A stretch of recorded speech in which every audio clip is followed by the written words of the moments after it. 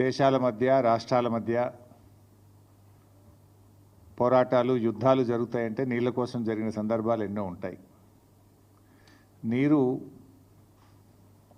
ఎంత ముఖ్యమైందో మనం చిన్నప్పుడు సింధు నాగరికత గురించో పుస్తకాల్లో చదువుకున్నప్పుడు ఎక్కడ నీరు ఉంటుందో అక్కడ నాగరికత ఉంటుందని కూడా చదివేవాళ్ళం.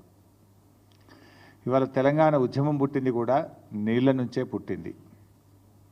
సో అంత ప్రాధాన్యత కలిగినటువంటి నీళ్లకు సంబంధించి ఈ రాష్ట్ర ప్రభుత్వము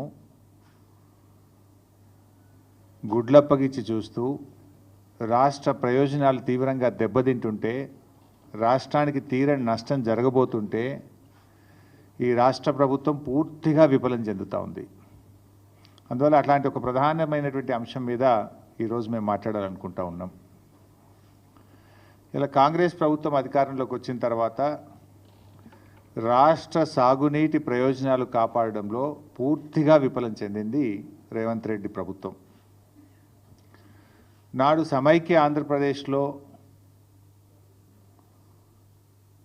సీమాంధ్ర నాయకుల వల్ల తెలంగాణ ప్రాంతానికి తీవ్రమైన నష్టం జరిగింది.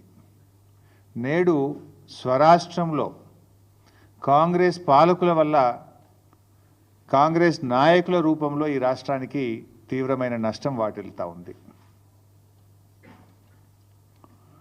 ఉమ్మడి పాలనలో కొనసాగిన జలదోపిడి నేడు కాంగ్రెస్ పాలనలో కూడా మళ్ళీ మొదలైంది. ఆనాడు ఉమ్మడి రాష్ట్రంలో కూడా ఇదే తెలంగాణ కాంగ్రెస్ నాయకుల చేతగాంతనం వల్ల, ఇదే తెలంగాణ కాంగ్రెస్ పార్టీ నాయకుల యొక్క పదవుల కోసం పెదవులు మూసిన తీరు వల్ల ఆనాడు స్వరాష్ట్రంలో తీవ్రమైన నష్టం జరిగింది.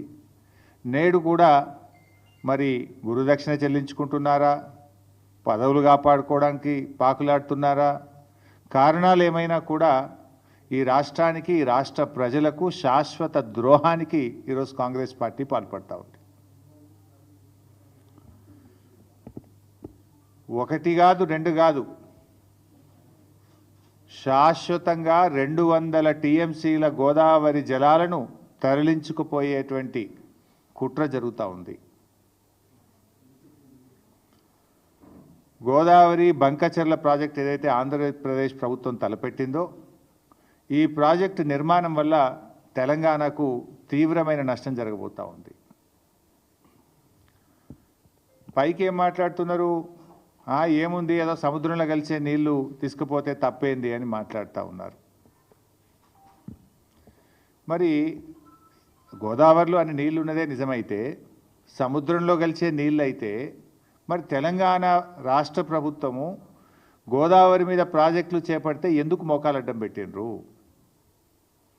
తెలంగాణ ప్రభుత్వం చేపట్టిన ప్రాజెక్టులను రద్దు చేయాలని, అనుమతులు ఇవ్వొద్దని ఆ రోజు కేంద్ర ప్రభుత్వానికి లేఖల మీద లేఖలు ఎందుకు రాసినరు? ఇదే చంద్రబాబు నాయుడు గారి ప్రభుత్వము ఆ రోజు కాళేశ్వరం ప్రాజెక్టుకు మనకు అన్ని అనుమతులు వచ్చినాయి. ఒకటి, అన్ని ప్రాజెక్టుకు రావాల్సిన సిడబ్ల్యూసి నుంచి 9 డైరెక్టరేట్ల నుంచి తెచ్చాం, ఎన్విరాన్మెంట్ క్లియరెన్స్ తెచ్చాం, లాస్ట్కు టీఏసీ ద ఫైనల్ క్లియరెన్స్ కూడా ఆ రోజు మేము తెచ్చుకున్నాం. ఇదే తెలుగుదేశం ప్రభుత్వం ఆనాడు 2018లో అధికారంలో ఉన్నప్పుడు కేంద్ర జలవనరుల శాఖకు రాసిన ఉత్తరం ఇది. ఇందులో చాలా స్పష్టంగా ఏం రాస్తారంటే,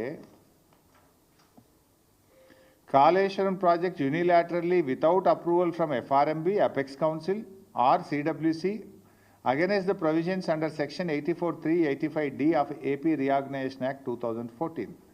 As per 11th schedule at para 7 of AP Reorganization Act 2014, no new projects based on water resources arrived at based on appropriate dependability criteria on Godavari or Krishna rivers can be taken up by the state of Telangana or state of Andhra Pradesh without obtaining sanction from Apex Council.